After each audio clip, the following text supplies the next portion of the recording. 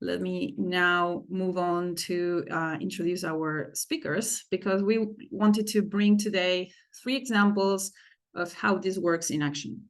I will introduce first, and please correct me if I'm wrong in this pronunciation, Akhila Kosaraju, who is CEO and president of Phare Bio. And each speaker will have between 8 and 10 minutes to share their stories and their impacts, and then we will have a Q&A.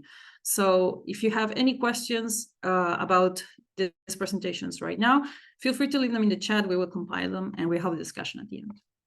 So Akhila, the floor is yours. Feel free to share your slides. Thank you so much, Julieta and Greg. It's such a pleasure to be here. You absolutely nailed the pronunciation of my name, which is tricky to do on the first try. So I am the CEO of Phare Bio, as Julieta mentioned. At Phare, we're using generative AI to design the next generation of antibiotics. I have a few slides here to provide an overview of the problem we're trying to solve and what we think is really where the solution is in open science and AI. So let me just make sure. Can everyone see these slides? Yep, looks great. Yeah. Okay, fantastic. And we also have a demo to share at the end that we haven't quite revealed yet in a webinar format. So we want to see how that goes to give you a really interactive example of open science in action.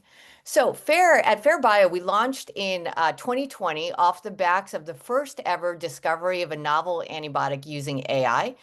This was out of my colleague Jim Collins's lab at MIT, who's the co-founder of Phare Bio. We since have raised significant funding, including launch funding from the Audacious Project at TED. Our partners include ARPA-H and Google.org and their generative AI accelerator.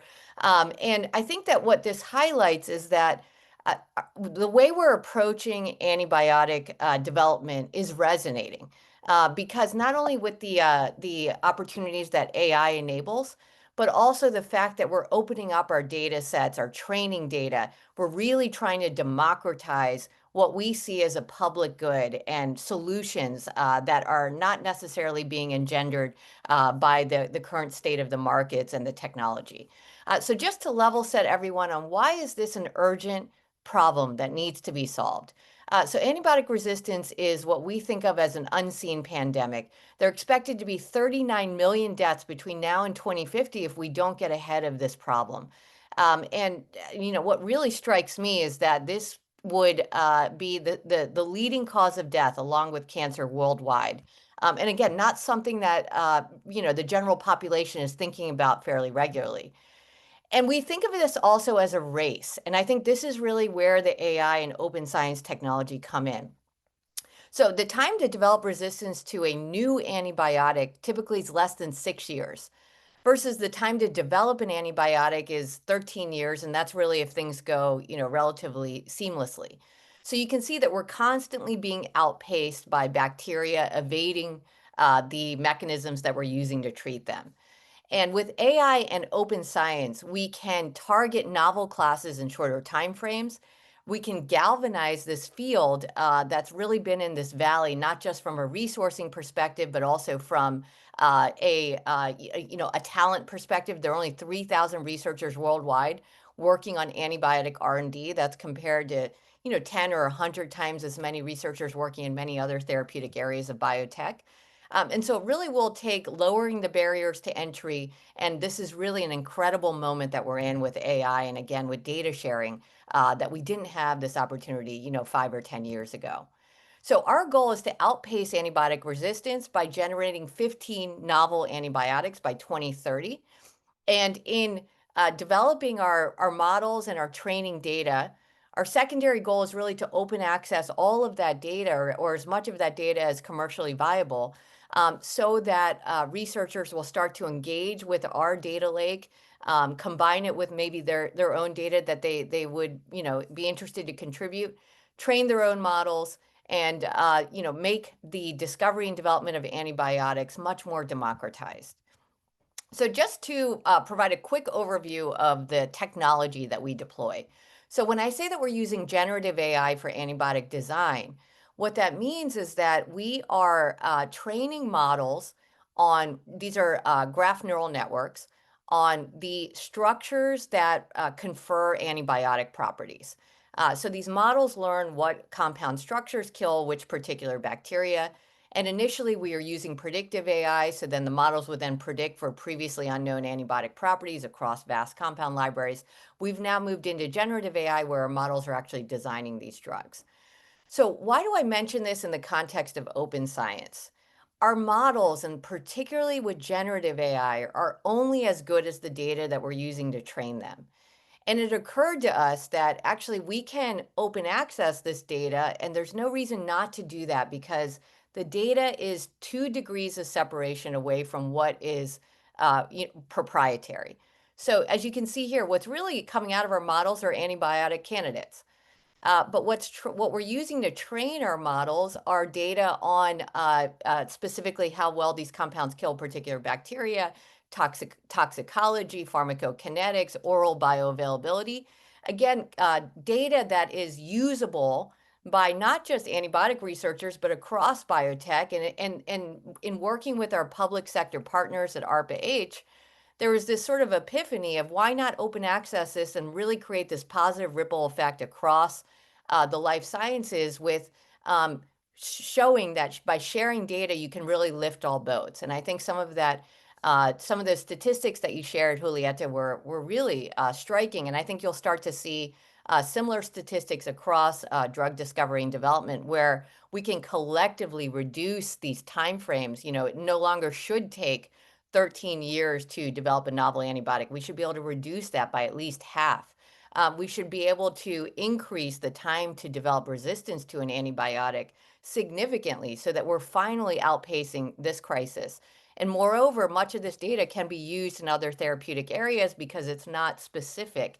Other than this antibacterial screening data, the toxicology and the other data that's powering our models is broadly usable. So this has really become a core part of our model, not just AI for antibiotics, but open science for antibiotics, but because we think this will take broad collaborations and a multi-stakeholder community to really bring these drugs to patients. So again, this is a bit more detail on the specific data sets that we are generating. And one thing I want to also emphasize is that the power of standardized data sets that have single sources driving their creation. And so we think that even though this is not, a multi-million data point data set, this is incredibly powerful in the resolution of the data and the standardization of the data. And we think, again, that will have a positive effect on other researchers engaging with it. Good. And we'll be asking, I think you have a ton of questions, everyone, as we do for the Q&A, but we're saving those questions for later. Thank you so much. Yeah, we're going to move now to Phil Bourne, who's the founding dean of University of Virginia School of Data Science, and he's going to share today some thoughts. Okay, thank you. I really enjoyed that presentation. I think it actually asked partly answers a question I was thinking about when you were presenting your report, which is, if all of this is, if open science is so compelling, why is it so hard to fund it? I mean, it just drives me crazy. And Phare Bio is clearly a model that I think is really important. There's been more context to that, but I won't get into it. What I was going to do is actually certainly talk about the beginnings of something that goes back way before pretty much everyone on this call probably was born. And that's this thing called the Protein Data Bank, just to illustrate a couple of points that I think are important to this discussion. So, and I have no slides, so you're going to be stuck with my face, sorry. I mean, the Protein Data Bank, PDB, goes back to 1971. And for those of you who are not in the field, it's basically the collection of the three-dimensional structures of proteins, DNA and RNA. And it's been around. And what's really critical about it, it was open from the start. And the reason it was open and also tied very much to the literature is that at a certain point, the community of people who produced that data basically went through their society to all of the major publishers and said, you are not going to publish a paper that has structural data in it unless that data is published, is available openly in the PDB. This was a really, in a way, a very transformative thing that was driven by the community. And then ultimately the innovation and all of that, and I worked as part of this between 2000 and 2014, it became a global initiative. It was called the Worldwide PDB, and it's still expanding today with different centers. So it's become a global enterprise. And it's basically the foundation. All the hard work that went in the curation and maintaining of that data was the foundation for the success of AlphaFold, which many would have heard about, which is, you know, one of AI's great scientific successes in solving a problem in molecular biology that had been around for 50 odd years or more, which is the prediction of accurately predicting the three-dimensional structure of a protein. That's now been done, essentially. Won the Nobel Prize in Chemistry a couple of years ago. And so, you know, that's clearly a large innovation that came from a public data set. So that's good. I'm gradually going to spiral downhill here. I want to say something about the global state of data and open data. We are in the midst of a data sustainability paradox, in my opinion. We've written about, an economist and I have written about this, and I just posted something in the chat that's in archive. And what I mean by that is the amount, this is actually predates all the US government conniptions about supporting open data. I'll put that aside for a minute. But even before that, there is a flat amount of money in the system to support open data. At the same time, more and more of that data in more and more different complex states and more different types is actually being generated. That's costing more and more money. So on one hand, that's driving the, you know, but but where's the paradox? Well, the paradox is that then reduces the amount of money that's available for innovation. But without that data, you can't be innovative. So you're in this sort of paradox. And I think we really need to be thinking about how to get out of that paradox. And the paper that I posted is just one example. I don't expect anyone to actually believe that model would work, because it's so fundamentally different from how the whole ecosystem of, and this applies to data more generally, but certainly biomedical data, is constructed today. So that's what I would say from a sort of global point of view. And let me just say something locally from the point of view of the Dean of a School of Data Science, I suppose, that we're part of Helios at the University of Virginia. We're also quite closely affiliated with the Center for Open Science, and Brian Nosek, who's a University of Virginia faculty member. And we've been essentially surveying across our institution with respect to the opinions about open scholarship more generally. And, you know, I think the findings are reasonably obvious, really, is that this is true. I've experienced this my whole life trying to work in this space, is that there's great differences of opinion and very different sociologies in different fields, even different fields, for example, of medicine, for what the feelings are about open scholarship. And, you know, there's been the whole thing around data parasites, all the rest of it. I won't go into that. So clearly what there has to be for this to work, there has to be incentives. And in our case, within our school, which was a unique opportunity because we built it from scratch. So we had no culture. There was no embedded culture. And, you know, culture is way more important than vision in making any kind of change.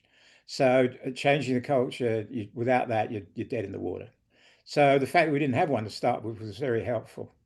And so what are the incentives? What we did was to propose essentially an open scholarship set of guidelines that all faculty sign on to. And we don't hire a new faculty without them signing on to it. And so it's rather than being a typically opt-in policy, it's an opt-out policy. So, and most faculty seem to be more than happy to be part of the movement. And in data science, it's pretty easy because the majority of data science is done on open public data. So how can we possibly take that data and not give back? So we actually try and measure this. We're actually coming up with metrics. We have people work in the science of science. We're trying to come up with some metrics for how we measure this more quantitatively. But it certainly feeds into our promotion and tenure, which of course is the knee-jerk that any faculty member has to doing anything. So we actually try and assess how much they've put into the open domain. So that's our way of creating incentives. It's also got to be easy, and we're now creating, with the help of our library, various archives to actually support what it is that they're willing to share. So I'd say, in summary, the things I worry about most of all are creating the right incentives. And we've been talking about this for a long time, and I just described one that we've actually found useful. And then the other part is the sustainability. I happen to chair the scientific advisory board for the Global Biodata Coalition, which is funded by a group of biomedical funders worldwide to try and address this issue of the paradox I mentioned. And to be honest, we're not making a lot of progress. So the kind of model we just hear about from Phare Bio, I think is exciting. And the question I posted in the chat later is, what is your commitment in time span and resources to sustain the open data provided by Phare Bio? But I don't want to deride what is clearly a wonderful development. And we need more of those sorts of things. So with that, I'll stop. Thank you, Phil. That was really clear, and yeah, we'll go right into that question in the Q&A. And I think this is also the reason why FIN, or the Fostering Innovation Network, in this report are out here, because we also think we need more examples like Phare Bio. So I'm going to move now to our last speaker of the day, Jenny Molloy, who's a senior researcher associate at the University of Cambridge. Jenny, welcome, and feel free to share your slides.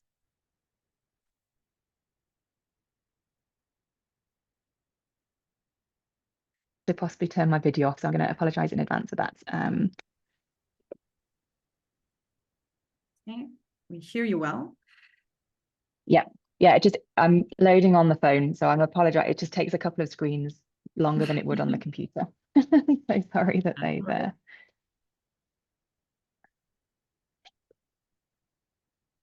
but I can maybe introduce myself while I'm opening the slides. So yeah, as you said, I'm Jenny Molloy. I'm based at the University of Cambridge in the Department of Chemical Engineering and Biotechnology. And I'm also going to be presenting a little bit, I guess, along the lines of how to practically enable biotechnology in a more equitable manner. So, I mean, the tools we just heard about with generative AI are going to be absolutely transformative for how we do this moving forward. But there's still a need to do wet lab research. And that in and of itself is a challenge in many parts of the world due to resource constraints and other challenges, which make innovation in this area quite a slow process. And so the initiative that I'm about to present to you is largely trying to not fully resolve, but impact this through collaboration and through openness. And so hopefully in a second you will see some slides come up. And the initiative is called Reclone. It started during the pandemic as a way to connect labs that were trying to manufacture diagnostic tests locally, either for clinical diagnosis or for surveillance or research on SARS-CoV-2, but we've continued since then. And so this is kind of built out of my group in Cambridge. My group was put together with the mission of putting open source DNA toolkits into the hands of people to manufacture locally the tools that they need to do their research. So when I say tools for a biologist, that's often proteins. We use a lot of proteins, for example, to amplify DNA for PCR tests.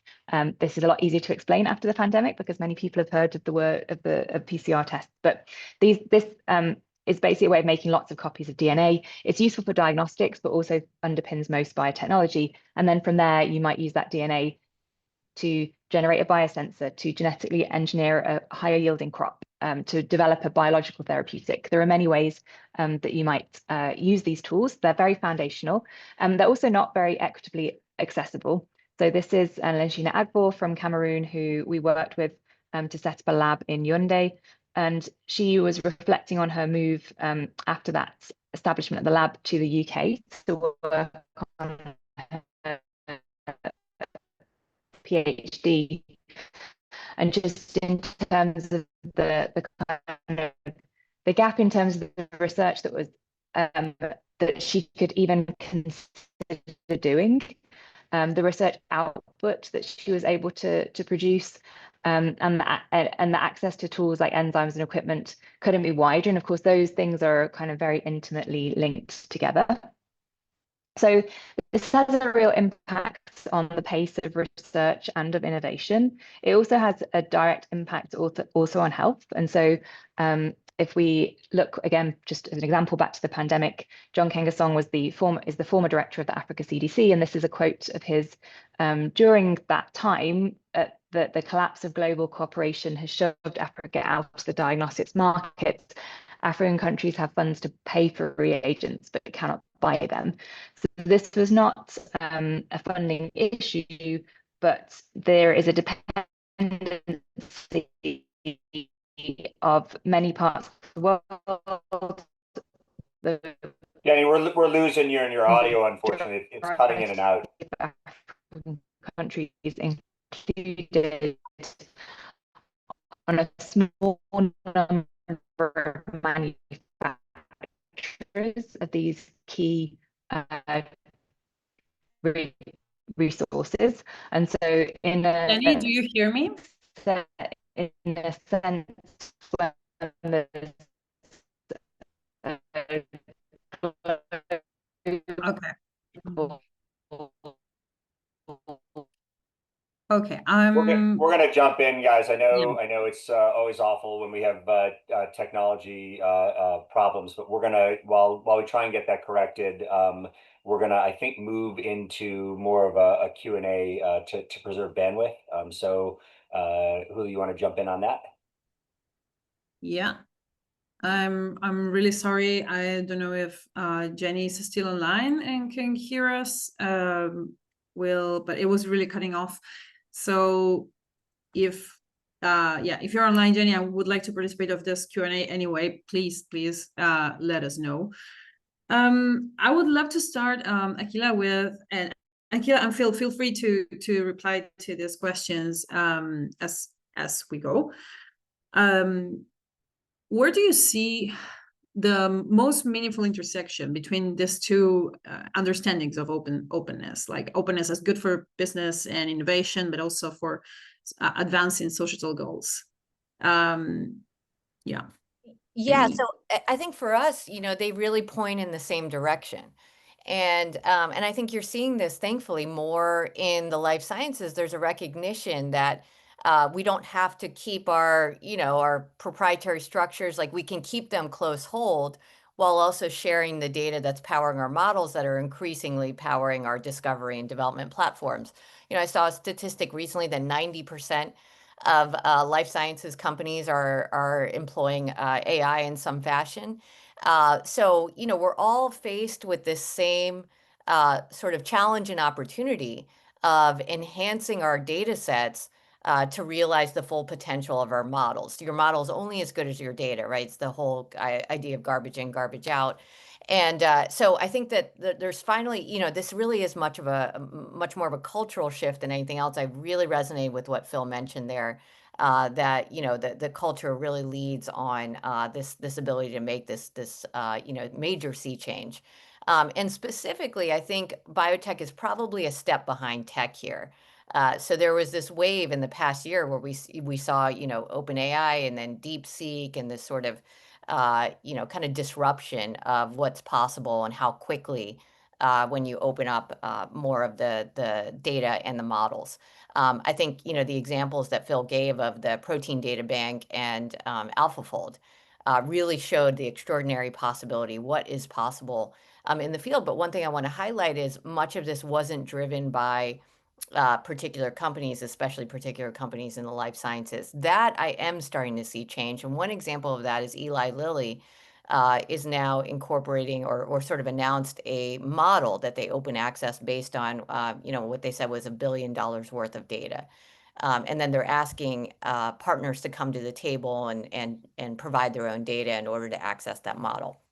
I think we'll start to see more examples of that driven by some of the bigger pharmaceutical companies in the same way that big tech has started to move in that direction.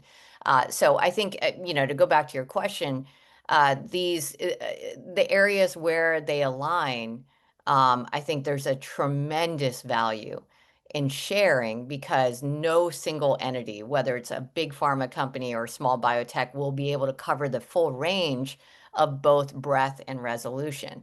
And I think our partnership with Google.org is a great example. Their LLMs are, you know, of course, really spanning in a lot of ways everything that's publicly available. But yet that property prediction precision is still not within their toolkit. So those partnerships, I think, will only increase. And I think the effects of those, there may be a little bit of a lag in biotech because, you know, it takes so long to still develop a drug. And, you know, ultimately, even if we whittle it down to 5 years, that's still a significant time frame to start to see the required numerators and denominators for impact. But I think we very much will get there in a short time frame. And once we see those effect sizes, I think those statistics that you showed, Julieta, will apply to the life sciences, and then we'll all start to activate more. But I think that culture will have to be activated by really seeing results. Yeah, I agree with all of that. And I think it's interesting and it's starting to happen. And I think people see 5 years out that this is going to be that this kind of partnership, and academia is not good at this, generally speaking, that this partnership is actually going to be critical. And I was struck by the way you, at least in the prompting you sent us to this question. You know, you say, what's the most meaningful intersection between efficiency, time, cost, speed?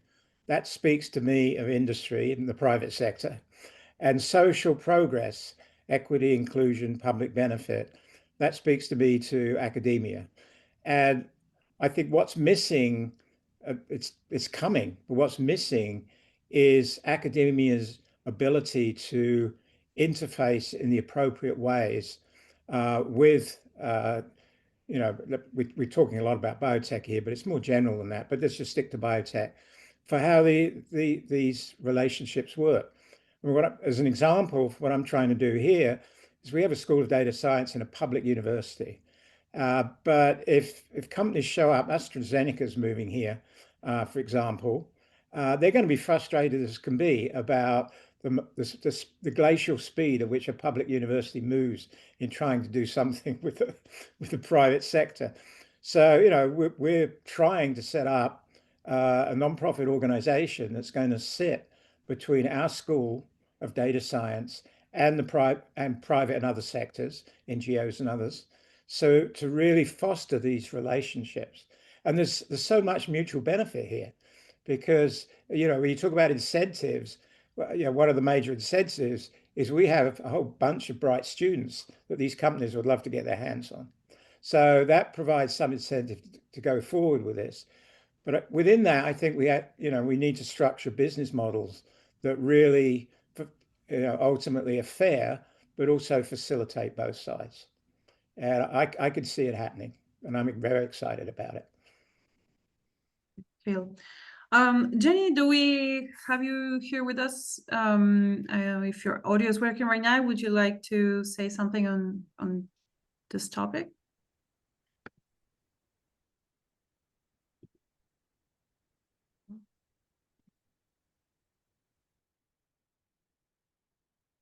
I see you muted. I don't know if you can hear me.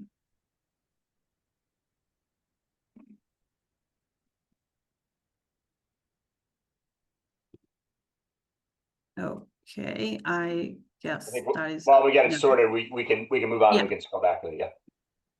So, moving on to the next area we were interested in discussing today is, Phil, you hinted on this already, but which are the biggest challenges you have either faced or observed when trying to scale openness across programs, institutions, sectors? Again, I think I would love to see some of the ideas or the challenges that Phil mentioned and how they apply also to the practical case of Phare Bio. And I think this question is related to yours earlier, Phil, on what is the commitment in time span and resources to sustain the open data provided by Phare Bio.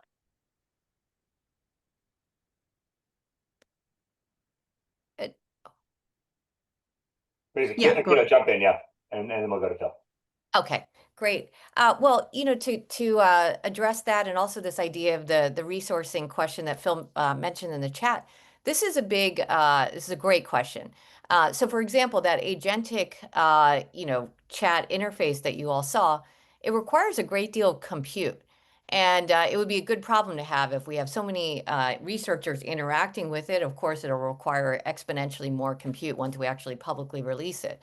So in our case, we're using an unusual business model. So we're actually incorporated as a nonprofit.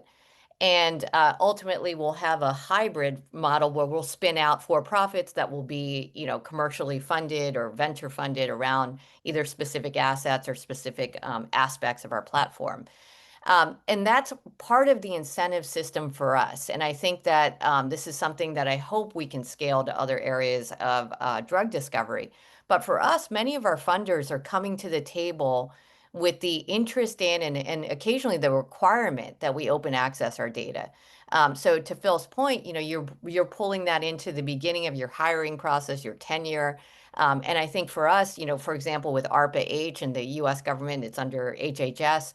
That was a big part of our proposal writing, was to ensure that we were serving the public good with our data set. And with working with google.org, it's the same idea there. We open access not just our aspects of our data, but also the interface to really make that much more democratized. So I think that is really a lodestar for the entire field that does not have to be just situated in nonprofits. But I do think the philanthropic and public sectors have a major role to play, again, in creating that change in culture to show that, perhaps this is the first generation of this kind of open work that will be driven by government, nonprofit, academia. But in showing the results of that work, I think we can broaden the stakeholders. And again, you're starting to see some of those bigger pharmas engaging as well. So I think for us, it relies on those incentives with some of our partners. But in terms of the maintenance of this, we will always have to raise more money to ensure that we have the required compute and that we're updating our data sets. And I think that's something that we'll have to get creative about sustainable business models around that. Thank you. I think when I think about it more broadly, I mean, I think the design of an antibiotic is still a relatively constrained set of data, and I'm sure you don't feel that way about it, but relative to, in a sense, what I get so excited about in the world of data science, which is really very disparate sets of data being used to, that people would never even normally dream of bringing together. I'll give you tons of examples from our own school, but I won't get into that, that really come from all different, an obvious one would be health and environment, right? So that's only recently been areas that really where people have wanted to bring data together. So clearly open, well-defined data in that space is really important. But the problem is you broaden that out to these communities And there's such variability about how people feel about openness and accessibility. And this goes back, my experience with this goes back to the early days of open access from the literature point of view, that, you know, the human genome, which I was also involved with a little, was really created a culture of openness in genomics and beyond. And that was really powerful. And that led to the idea of open access journals. I founded one as part of PLOS. And I would go around evangelizing how important this was. And I remember once giving a talk to the American Chemical Society, and basically just, you know, being run out of the room. I mean, almost literally. No one sat next to me at the dinner. I mean, it was like such heresy, you know, that we would be doing this and, you know, not making a profit from it.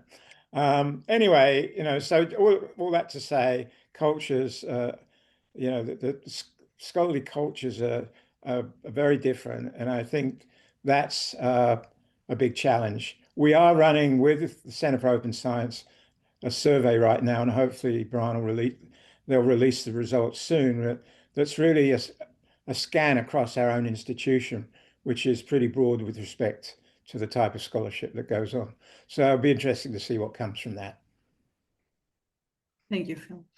And last of our guideline for discussion was, what is one thing that we could do better as a community, I would say as different communities, so we are here today, by articulating and coordinating efforts rather than acting in isolation. I think you mentioned this, Phil, already, but we would like to think both in terms of realistic low-hanging fruit, but also more complex stretch goals, like urgent but also important.